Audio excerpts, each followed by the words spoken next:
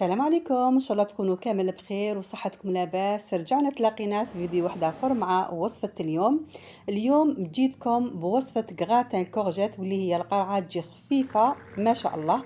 درت معاها خبز الكوشه يجي خفيف قطن، ودرت شربت على فخاز تجي خفيفه ومنعشه، عندها ذوق خاص. راح نخلي لكم رابط الوصفه اسفل الفيديو. بالنسبه للشربت ننصحكم تجربوها، اذا ما جربتيش هذه الوصفه وذوقتيها لولادك راكي راطيتي بنه هايله. جربيها واكتشفي سر البنه تاعها.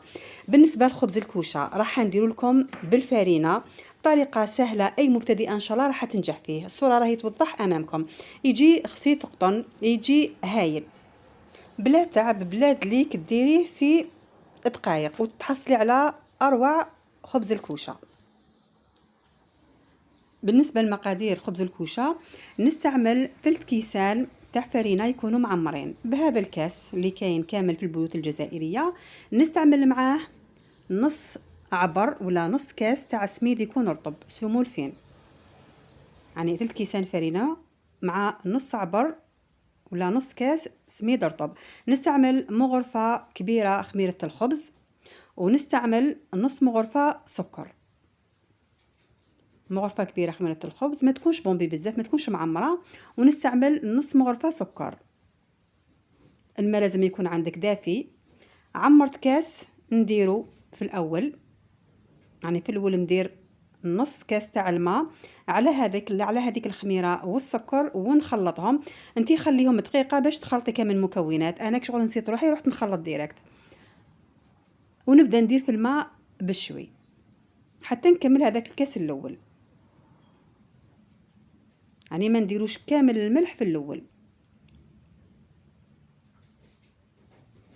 بعد ما كملت الكاس نزيد نعمر كاس واحد اخر، ونبدا ندير في الماء بشويه. هنا راني نطم في العجين في الفرينه، ما رانيش نعجن، راني نطم في المكونات. اتبعي الطريقه ان شاء الله راح تحصلي على نتيجه هايله، سورتو بالنسبه للمبتدئه.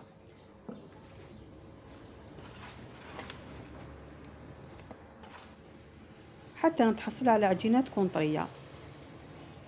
بقى لي ربع كاس تاع الماء من الكاس الزاوج. اذا خفتي تغلبك العجينه خلي شويه فوق هذاك الربع، يعني خلي فوق ربع كاس تاع الماء 1 سنتيمتر، يعني قيس اصبع فوق ربع تاع الماء. هذه الكميه تاع الماء اللي بقات لي من الكاس الزاوج. كما قلت لك تقدري تزيدي 1 سنتيمتر تاع الماء تخليها. بعد ما طميت كامل المكونات نغطيها بطوشون ونخليها تخمر. في هذا الوقت نروح نخدم الغراتان تاع الكورجيت. عندي قرعه قطعتها دوائر، نجيب مقله ندير فيها شويه زيت ونخليها تنقله في المقله.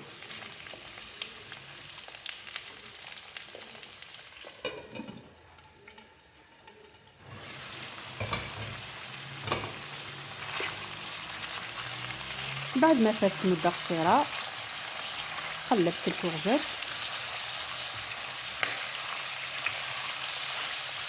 وكي نشوف باللي دخلها طياب ندير الملح، ندير فلفل الكحل، ودرت شويه كرويه حاجه قليله.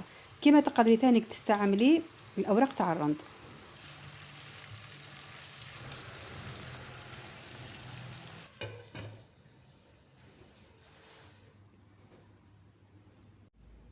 دركا نرجع للعجينه اللي خليتها تخمر.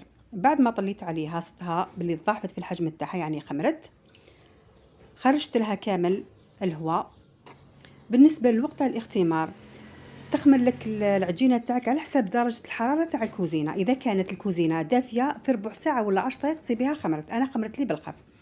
في هذا الوقت بعد ما خرجت لها الهواء درت شويه ملح. في هذا الوقت باش نديروا الملح درت حبه حلاوه ودرت السانوج قسم غرفه صغيره تاع قهوه كحله. وبديت ثاني نجمع في المكونات، دخلت كامل هذوك الزرارع والملح مع العجين. بالك 1 دقيقه ولا 2 دقائق بلا ما تدلكي، باسكو الفرينه تجيك هايله بلا ما تدلكيها. هذا هو القوام اللي تحصلت عليه. دوكا نبدا نطلع فيها، يعني نديرها في السنيوه. جبت سنيوه حديد طليتها كامل بالزيت. جبت هادو الورق واسمهم الدوم، نحيتهم من الشجره تاع النخله، غسلتهم نشفتهم قطعتهم رقيق ودرتهم فوق السنيوه اللي دهنتها بالزيت. هنا نستعمل سميد يكون رطب باش نطلع الكوشه تاعي فيها. بالنسبه لهذه الكميه اللي درتها، درت لي 2 خبزات، يعني درت انايا حجم قليل. انتيا كي ديري حجم كبير دوبلي كامل في المقادير اللي درتهم، وديري مو غرفه ونص خميره تاع العجين.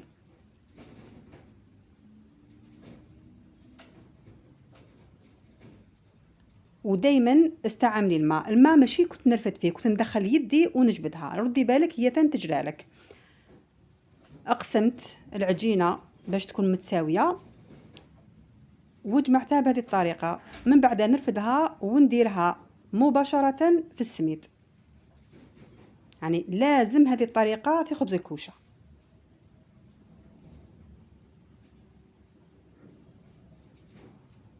ديريها كامل في السميد الرطب، من بعد ديريها فوق السنيوه. طريقه سهله.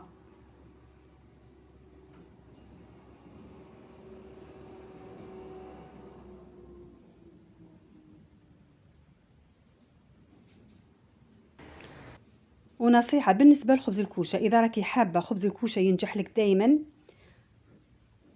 كل فتره قصيره عجني، كل فتره قصيره عجني، راح انتي تتعلمي من الاخطاء تاوعك.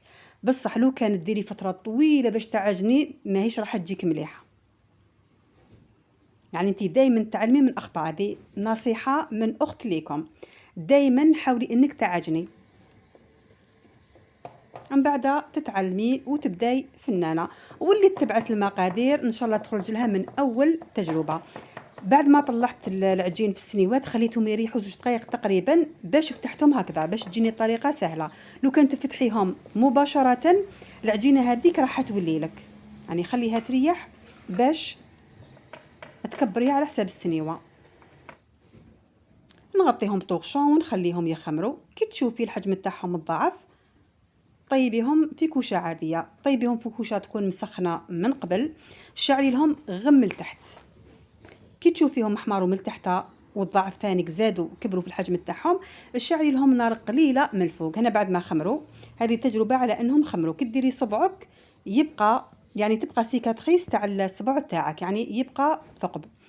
هنايا بعد ما طابوا النتيجه راهي امامكم، يعني جات ما شاء الله اللون هايل. سر اللون هذاك اللي من الفوق انه النار ما قويتلهاش من الفوق، يعني درت نار قليله.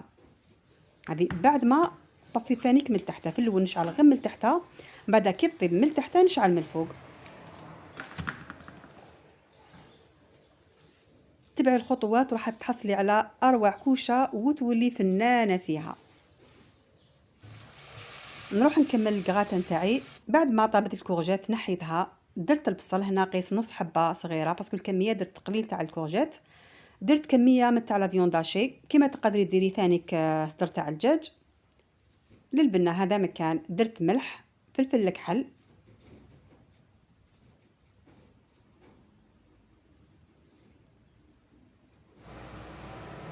وطفيت عليهم. جبت مول اللي ندير فيه الكغاتا، درت القرعه كطبقه اولى، ما تدهني ني والو باسكو ديجا الكورجيت راه فيها الزيت. درت الكميه تاع لا فيون داشي مع البصل. كيما تقدري تزكي هذه الكغاتان بالبطه مقليه، يديروها هكذا وثانيك يديروا معها البطه مقليه، انا درتها وحدها.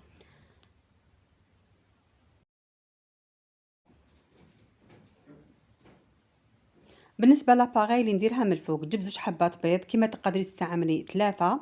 انا درت 2 حبات بيض، نستعمل معاهم كاس تاع لا كريم فريش الخاصه بالطبخ. درت شويه جوز الطيب وشويه فلفل الكحل. دائما لي غاتا ديري معاهم ذره تاع جوز الطيب، وديري حاجه قليله باسكو جوز الطيب تجي شويه قاطعه. كيما تقدري ثاني تستعملي كاس حليب، ولكن الفرق ما بين الحليب ولا كريم فريش انه لا كريم فريش القوام تاعها يجي كيما لا بيشاميل، صح البنه تختلف بصح يجي كيما القوام تاع لا بيشاميل. بصح كي ديري الحليب ثانيك تجي طريه بصح تجي شويه حاكمه روحها. خلط كامل المكونات ونديرهم فوق البلا. بالنسبه لهذا البلا فيه 25 على 15، يعني مول صغير. وانت اذا كبرتي المول وضعتي المكونات ديري حبات بيض في هذا الكاس تاع البيشاميل، وهزي المول باش هذيك البيشاميل تدخل لك، عفوا ماشي البيشاميل، باش هذيك لاباغاي تاع الكريمه طازجه تدخل لك كامل لداخل، وهزي ثانيك باش تدخل.